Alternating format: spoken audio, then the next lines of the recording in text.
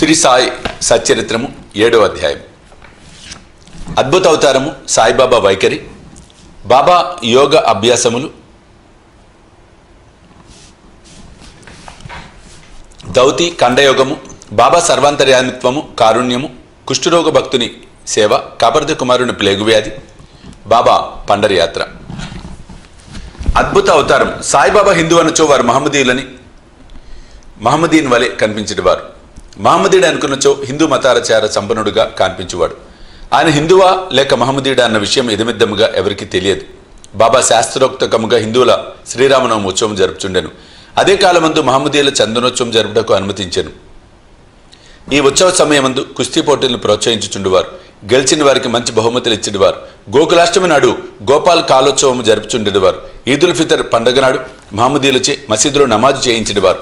మొహరం పండుగ కొంతమంది మహమ్మదీయులు మసీదులో తాజియా లేక తాబూతు నిలిపి కొన్ని దినములచ్చట నుంచి పిమ్మట గ్రామములో ఊరేగించేదమనిది. 4 దినముల వరకు మసీదులో తాబూతు ఉంచుటకు బాబా సమ్మతించి 5వ నాడు నిస్సంకోచంగా దానిని తామే తీసివేసిరి. వారు మహమ్మదీయులనచో హిందువుల వలె వారికి చెవులు కుట్టబడి ఉండెను. వారు హిందువులనచో సుంతిని ప్రోత్సహించేవారు. బాబా హిందువైనచో మసీదునందు ఏల ఉండును. మహమ్మదీయుడైనచో దునియను అగ్నిహోత్రం ఎలా వెలిగించేవారు. అదే కాక తిరుగలితో విసురుట, శంఖముదుట, గంట వాయించుట, హోమం చేయుట, భజన, అన్న సంతర్పణ, అర్ఘ్యపాద్యాదులతో పూజలు మొదలగు మహమ్మదీ మతమునకు అంగీకారం కాని విషయములలో మసీదులు జరుగుచుండెను. వారు మహమ్మదీయులైనచో కర్మిష్ఠులకు సనాతనాచార పరాయణులైన బ్రాహ్మణులు వారి పాదములపై సాష్టాంగ నమస్కారం ఎట్లు చేయుచుండెవారు. వారే తెగవారని అడగబోయినా వారెల్లరూ వారిని సందర్శించిన వెంటనే మూగులగుచు పరవశించుచుండిరి. అందుచే సాయిబాబా హిందువో మహమ్మదీయుడు ఎవరూ సరిగ్గా నిర్ణయించలేకుండిరి. ఇది ఒక వింత కాదు. ఎవరైతే సర్వము త్యజించి భగవంతుని సర్వస్వ శరణాగతి వనరించెదరో వారు దేవునితో ఐక్యమైపోయేదరు. వారికి దేనికి సంబంధం గాని భేదభావం గాని ఉండదు. వారికి జాతి మతములతో ఎట్టి సంబంధము లేదు.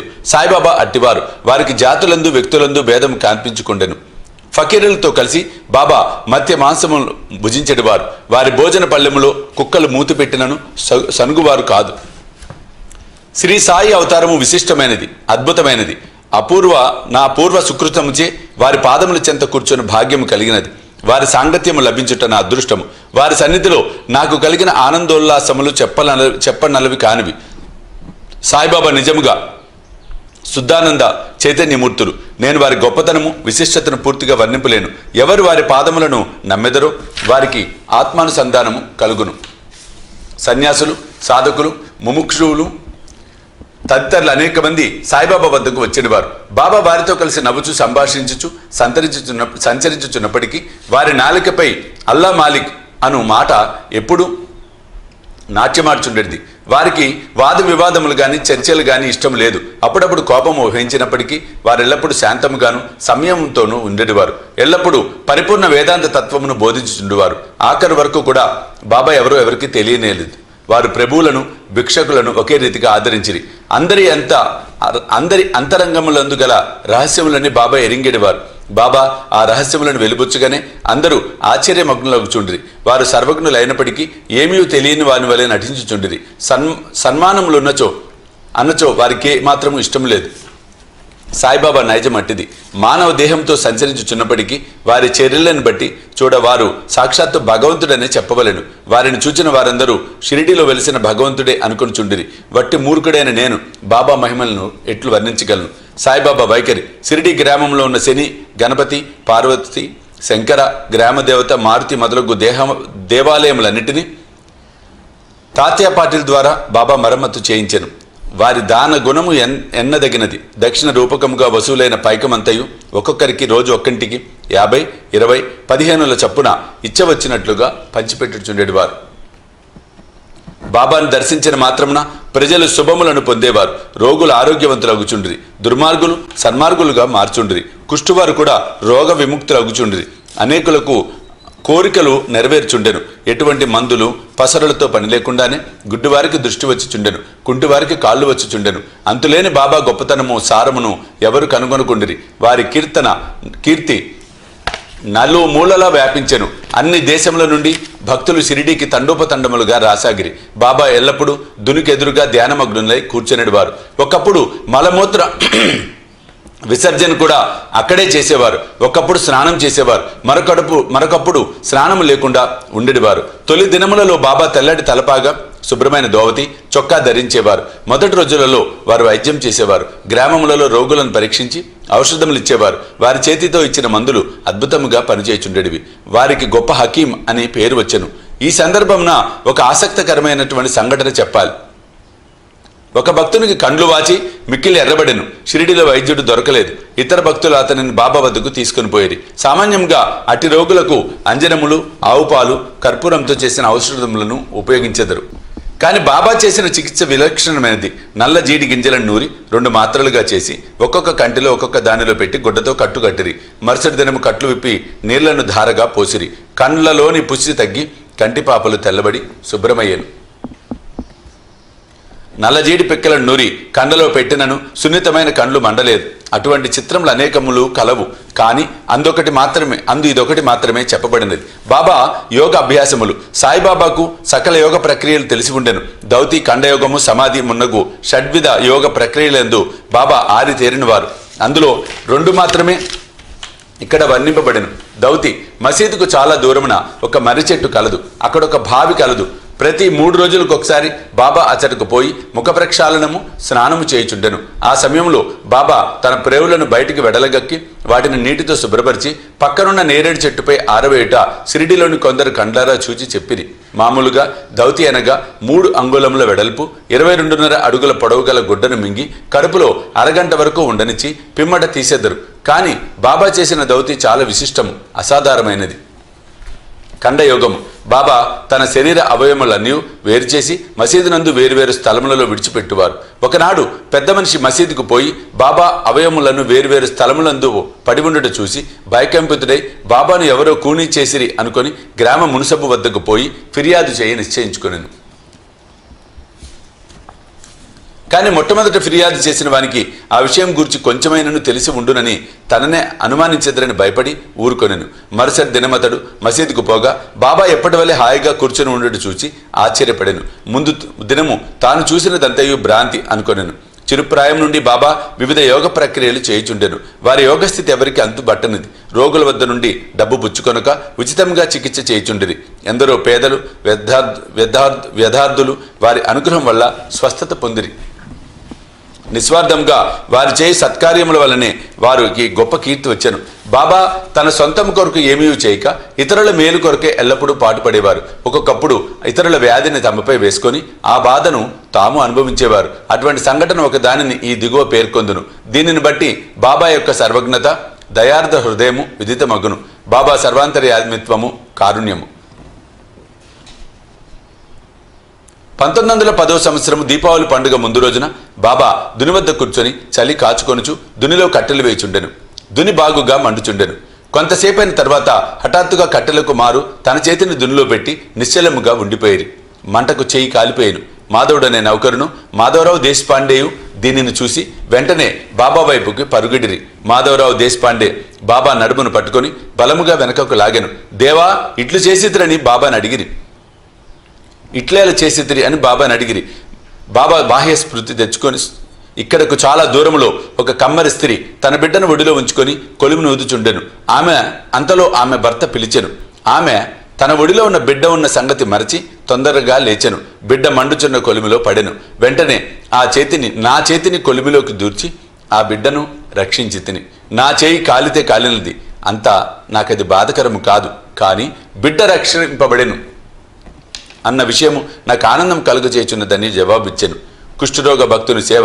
బాబా చేయి కాలెను అన్న సంగతి మాధవరావు దేశపాండే ద్వారా తెలుసుకొనిన నానాసాహెబ్ చందోర్కర్ వెంటనే బొంబాయి నుండి డాక్టర్ పరమానందను ప్రఖ్యాత వైద్యుని వెంటబెట్టుకుని వైద్య సామగ్రితో సహా హుటాహుటిన షిరిడీకి చేరెను. చికిత్స చేయుటకై డాక్టర్కు కాలిన తమ చేయి చూపమని బాబాను నానా కోరెను. బాబా అందులో ఒప్పుకోలేదు. చేయి కాలిన లగాయత్తు బాగోజీ సింధ్యాను కుష్ఠరోగి భక్తుడు ఏదో ఆకువేసి కట్టుకట్టేవాడు. నానా ఎంత వేడినను బాబా డాక్టర్ గారిచే చికిత్స పొందుటకు సమ్మతింపలేదు. డాక్టర్ గారు కూడా అనేక సార్లు వేడుకొనిరి. అల్లాయే తన వైద్యుడని, తమకేమీ మాత్రం బాధ లేదని చెప్పుచు ఎటులో డాక్టర్చే చికిత్స చేయించుకున్నట్టు దాటవేయను. అందుచే డాక్టర్ మందులు పెట్ట మూతైనా తెరవకుండానే బొంబాయికి తిరిగి వెళ్ళిపోయాను. కానీ అతనికి ఈ మిషతో బాబా దర్శన భాగ్యం లభించెను. ప్రతిరోజు బాగోజీ వచ్చి బాబా చేతికి కట్టుచుండెను. కొన్ని దినముల తర్వాత గాయము మానిపోయాను. అందరూ సంతోషించిరి. ఇప్పటికి ఇంకా ఏమైనా నొప్పి మిగిలి ఉండినదా అన్న సంగతి ఎవరికీ తెలియదు. కానీ ప్రతిరోజు ఉదయం బాగోజీ పట్టీలను విప్పి బాబా చేతిని నేతితో తోమి తిరిగి కట్టుచుండేవాడు. బాబా మహాసమాధి వరకు ఇది జరుగుచుండెను.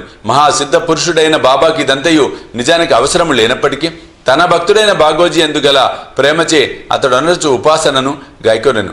బాబా లెండికి పోవునప్పుడు బాగోజీ బాబా తలపై గొడుగు పట్టుకొని వెంట నడిచేవాడు. ప్రతిరోజు ఉదయం బాబా దుని వద్ద కూర్చోగానే బాగోజీ తన సేవా కార్యము మొదలెడేవాడు. బాగోజీ గత జన్మయందు చేసిన పాపము ఫలితముగా ఈ జన్మమున కుష్ఠ రోగముచే బాధపడుచుండెను. వాని వేళ్లు ఈడ్చుకొని పోయి ఉండెను. వాని శరీరం చీము కార్చు దుర్వాసన కొట్టుచుండెను.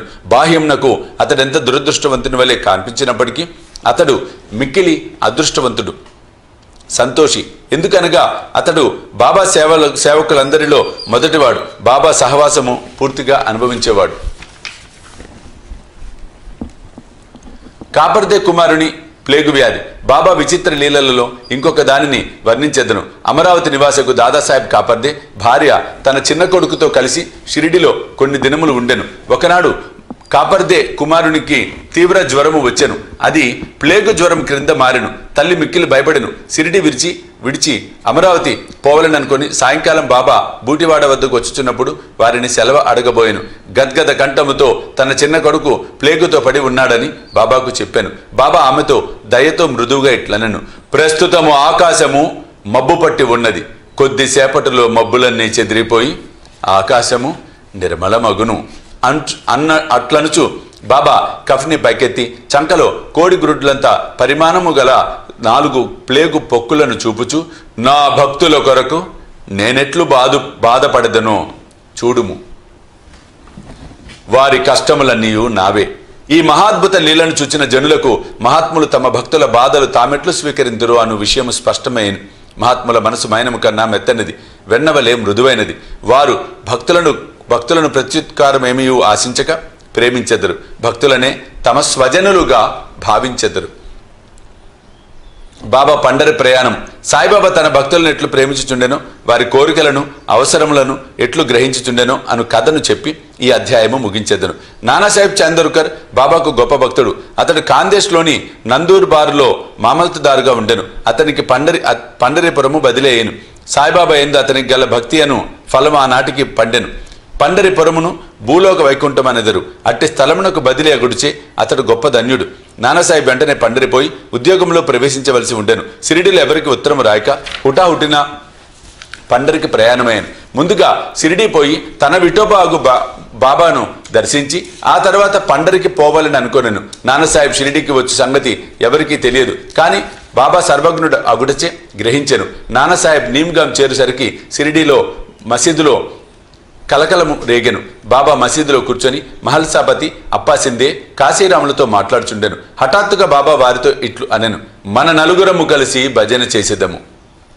పండరి ద్వారములు తెరిచినారు కనుక ఆనందముగా పాడదము లెండు. అందరూ కలిసి పాడసాగిరి. ఆ పాట యొక్క భావము ఏమన్నా, నేను పండరి పోవలేను, నేను అక్కడే ఉండవలేను. ఎందుకనగా అదియే నా ప్రభువు యొక్క ధామము. అట్లు బాబా పాడుచుండెను. భక్తులందరూ బాబాను అనుకరించిరి. కొద్దిసేపటికి నానాసాహెబ్ కుటుంబ సమేతంగా వచ్చి బాబా పాదములకు సాష్టాంగ నమస్కారం చేసి తనకు పండరీపురము బదిలీ అయినదనియు బాబా కూడా వారితో పండరీపురముకు వచ్చి అక్కడ ఉండవలసినదని వేడుకొనెను. అటులా బ్రతిమాలుటకు అవసరం లేకుండెను. ఏలన బాబా అప్పటికే పండరి పోవలను అచ్చట ఉండవలను అన్న భావమును వెలిబెచ్చుచుండెనని తక్కిన భక్తులు చెప్పిరి. అది విని నానా మనసు కరిగి బాబా పాదములపై పడెను. బాబా యొక్క ఊది ప్రసాదమును ఆశీర్వాదమును అనుగ్రహను పొంది నానాసాహెబ్ పండరికి పోయెను. ఇట్టి బాబా లీలలకు అంతులేదు. 7వ అధ్యాయం సంపూర్ణం. సద్గురు శ్రీ సాయినాథ అర్పణమస్తు. శుభం భవతు.